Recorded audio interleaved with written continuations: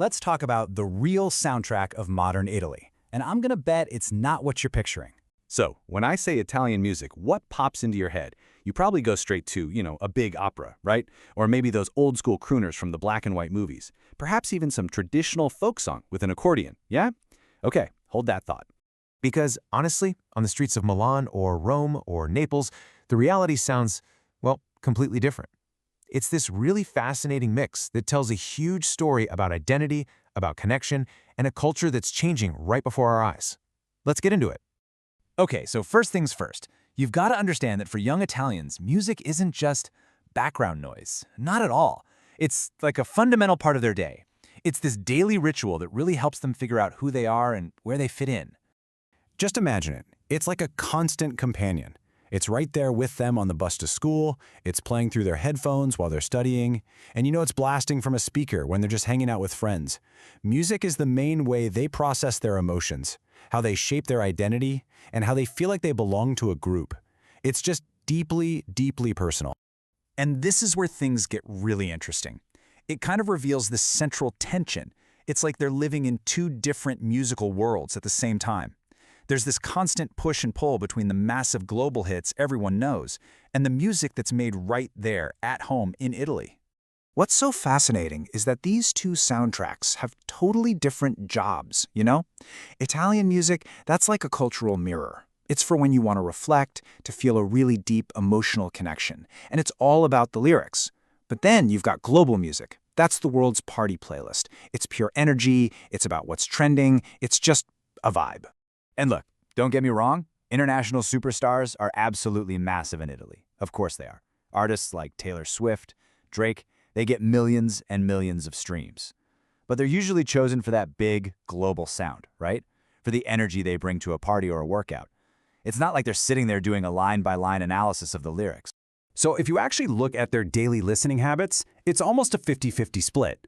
But, and this is the key part, Italian music consistently has a slight edge. And it's in that tiny little difference. That's where all the cultural significance is hiding. Okay, so let's get to the real heart of it. Why?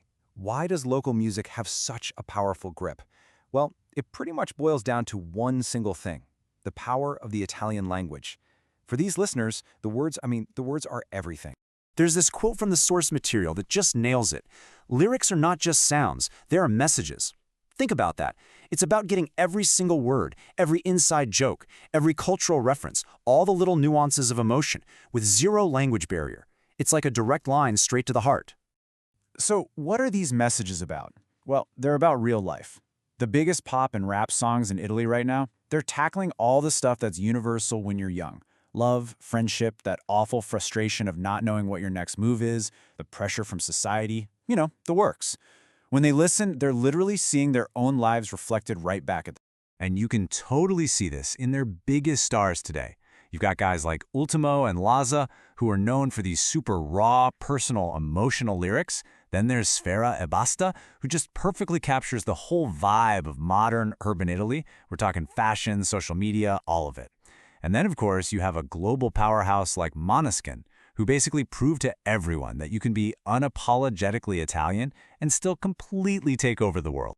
So what makes this generation's taste so different, so unique? Well, to really get it, you have to compare it to what their parents and grandparents listened to.